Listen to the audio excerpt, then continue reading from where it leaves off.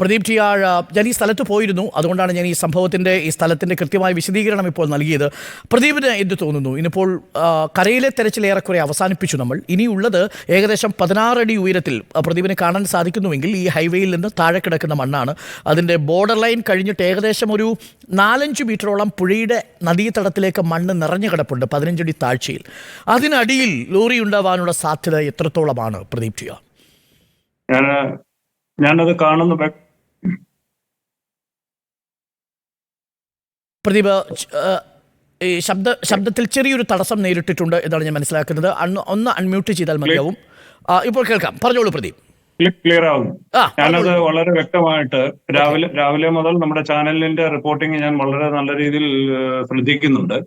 ഇപ്പോൾ പറഞ്ഞിരുന്ന മലയിടിഞ്ഞു വരുന്ന മണ്ണിന്റെ അളവും അതിന്റെ പ്രഹരശേഷി എല്ലാം നമ്മൾ മനസ്സിലാക്കുന്നുണ്ട്. എന്തായാലും ഞാൻ കുറച്ചു മുമ്പ് റിപ്പോർട്ടർ ചാനലുമായിട്ട് പങ്കിട്ടതിൽ നിന്ന് നമ്മുടെ പുഴയിലെ മധ്യഭാഗം, അതായത് 120 മീറ്ററോളം കരയിൽ നിന്ന് ഉള്ളിലേക്ക് രൂപപ്പെട്ടിരിക്കുന്ന ആ ഒരു ദ്വീപ് പോലുള്ള മൺകൂന, ആ മൺകൂനയിൽ വളരെ ശക്തമായ ഒരു ഒബ്ജക്റ്റ് ഉള്ളതുകൊണ്ട് മാത്രമാണ് ആ മൺകൂന അവിടെ നിലനിൽക്കുന്നത്. ഇത്ര 26 അല്ലെങ്കിൽ 30 അടിയോളം ആഴമുള്ള ഒരു പുഴയില് ഇത്ര ശക്തമായ ഒഴുക്കുള്ളപ്പോൾ ആ മൺകൂന അവിടെ നിലനിൽക്കണമെന്നുണ്ടെങ്കിൽ അത് മറ്റൊരു ഒബ്ജക്റ്റിനെ ബേസ് ചെയ്ത് മാത്രമേ മൺകൂനയ്ക്ക് അവിടെ നിലനിൽക്കാൻ സാധിക്കുള്ളൂ.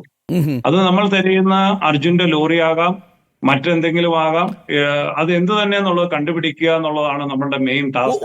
ഒരു നിമിഷം പ്രദീപ്, നമുക്ക് അവിടെ സങ്കല്പിക്കാൻ കഴിയുന്ന 2 ഒബ്ജക്റ്റുകൾ ഞാൻ പറയാം. ഒന്ന്, നമ്മളുടെ ഈ മലയടിവാരത്തിൽ മലയുടെ മുകളിൽ നിന്നിരുന്ന ഒരു 11 kV വലിയ ടവർ ഒരുപക്ഷെ കാണാൻ സാധിക്കുന്നുണ്ട്. ഇവിടെ ഈ ഭാഗത്താണ് ടവർ നിൽക്കുന്നത്. ആ ടവർ ഞാൻ പ്രേക്ഷകർക്ക് വരച്ചു കാണിക്കാം.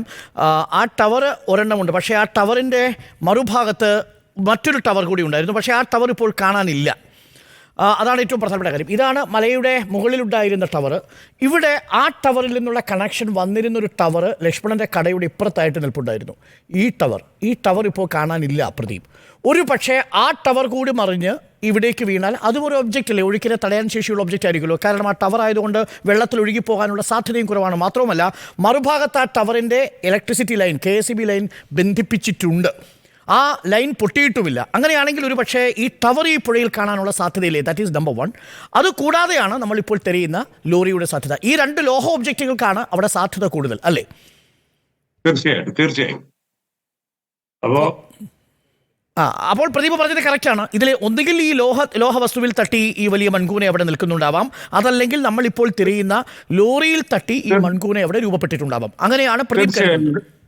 തീർച്ചയായും ഡോക്ടർ അരുൺകുമാർ, ആ ലോറി അവിടെ ഉണ്ടാകുമെന്ന് തന്നെ നമ്മളുടെ ഇപ്പോഴത്തെ സാഹചര്യം വെച്ച് നമ്മൾ ഉറപ്പിക്കേണ്ടി വരും. കറക്റ്റ്. ഈ 280ഓളം, ഏകദേശം 100-180ഓളം മീറ്റർ ഉയരത്തിലാണ് ഈ മണ്ണിടിഞ്ഞു വീണിരിക്കുന്നത്. അതിൻ്റെ ഒരു വ്യാപ്തി ഞാൻ പ്രേക്ഷകരിലേക്ക് അല്ലെങ്കിൽ പ്രദീപിലേക്ക് എത്തിക്കുകയാണെങ്കിൽ ഒരു 180 അടി ഉയരത്തിൽ ഏകദേശം ഒരു 140 മീറ്റർ വീതിയിലാണ് മണ്ണിടിഞ്ഞ് താഴേക്ക് വീണിരിക്കുന്നത്. ഒരു ചെറിയ മല തന്നെ ഇടിഞ്ഞു വീണ പോലെയാണ്. കാരണം അത് വീണതിൻ്റെ ആഘാതത്തിലാണ്. മറുകരയിൽ വെള്ളം കയറുന്നുണ്ട്, അവിടെ വീടുകൾ തകരുന്നുണ്ട്. അവിടെ ഒരു 3 മീറ്ററോളം ഉയരത്തിൽ ഈ പുഴ തന്നെ അപ്പുറത്തേക്ക് പോയി അടിക്കുന്നുണ്ട്, ഏകദേശം 250-240 മീറ്ററുകൾക്ക് അപ്പുറത്തേക്ക്. അപ്പോൾ എത്രത്തോളം വലിയ പ്രഹരമായിരിക്കും ആ മണ്ണിടിച്ചിൽ ഉണ്ടാക്കിയിട്ടുണ്ടാവുക? 40 ടണ്ണാണ് ലോറിയുടെ ഭാരം എന്നിരുന്നാലും വളരെ ഈസി ആയിട്ട് ആ 40 ടൺ ലോറിയെ നീക്കിക്കൊണ്ടു പോകാൻ ആ മണ്ണിടിച്ചിലിന് സാധിക്കില്ലേ പ്രദീപ്?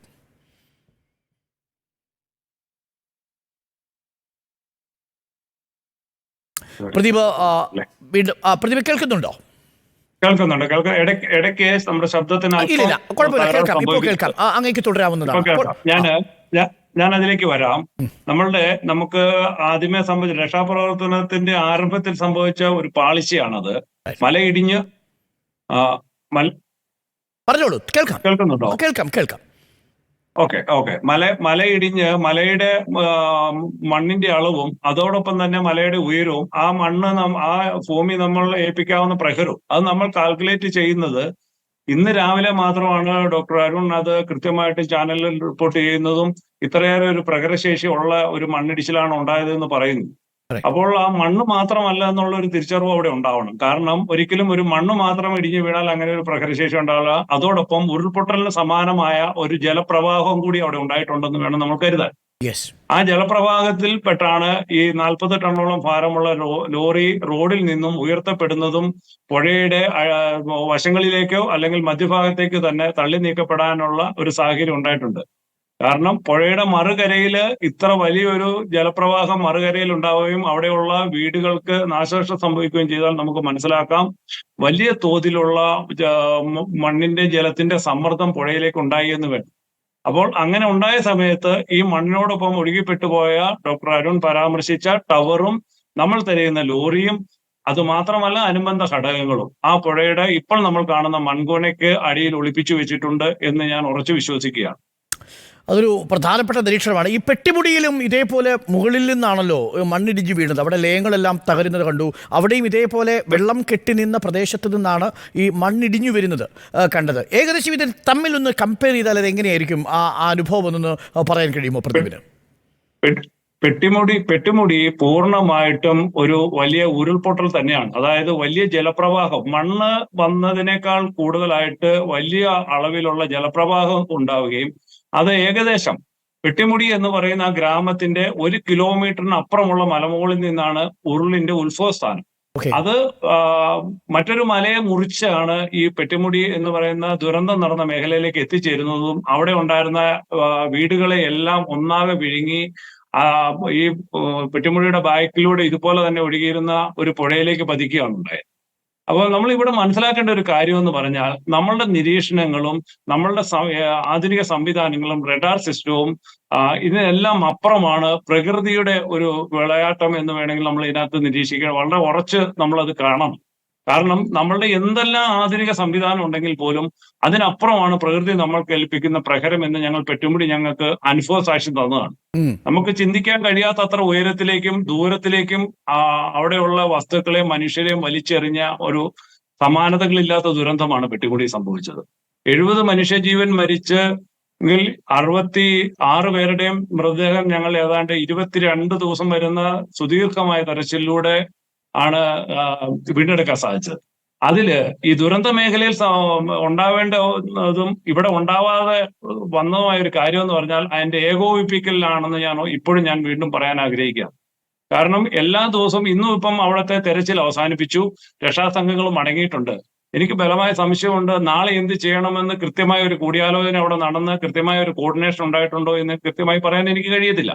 എന്തു തന്നെയാണേലും എല്ലാ ദുരന്തമുഖങ്ങളുടെയും നമ്മൾ തുടർച്ചയായി ചെയ്യുമ്പോൾ ഓരോ ദിവസത്തെയും പ്രവൃത്തി അവസാനിപ്പിക്കുമ്പോൾ നമ്മൾ അതിനെക്കുറിച്ച് കൃത്യമായ വിലയിരുത്തലുകൾ ഉണ്ടാവണം, നമ്മുടെ പാളിച്ചകളെ കുറിച്ച് വിലയിരുത്തൽ ഉണ്ടാവണം, നാളെ നമ്മൾ ചെയ്യാൻ ഉദ്ദേശിക്കുന്ന കാര്യങ്ങളെക്കുറിച്ച് ബ്രീഫിംഗ് കൃത്യമായിട്ടുണ്ടാവണം. അത് നടപ്പിലാക്കാൻ ശേഷിയുള്ള ഉദ്യോഗസ്ഥ സംവിധാനവും അതിന് തക്ക പരിചയസമ്പന്നരായ അനുഭവസമ്പത്തുള്ള ആളുകളുടെ സാന്നിധ്യവും നമ്മൾ ഉറപ്പുവരുത്തും. അതിലേക്ക് ആവശ്യമായ ഉപകരണങ്ങളും രക്ഷാ വാഹനങ്ങളും അല്ലെങ്കിൽ മറ്റു യന്ത്ര സംവിധാനങ്ങളെല്ലാം കരുതാനുള്ളത് നമ്മൾ തലേദിവസത്തെ രാത്രിയിൽ തന്നെ തയ്യാറെടുപ്പുകൾ നടത്തും. ഒരു നിമിഷം, ആർമിയുടെ ഒരു കമ്മ്യൂണിക്കേഷൻ പേഴ്സണലായിട്ട് കിട്ടിയിരിക്കുന്നത് നമ്മൾ അറിയിക്കുന്നു. Search will continue tomorrow us well.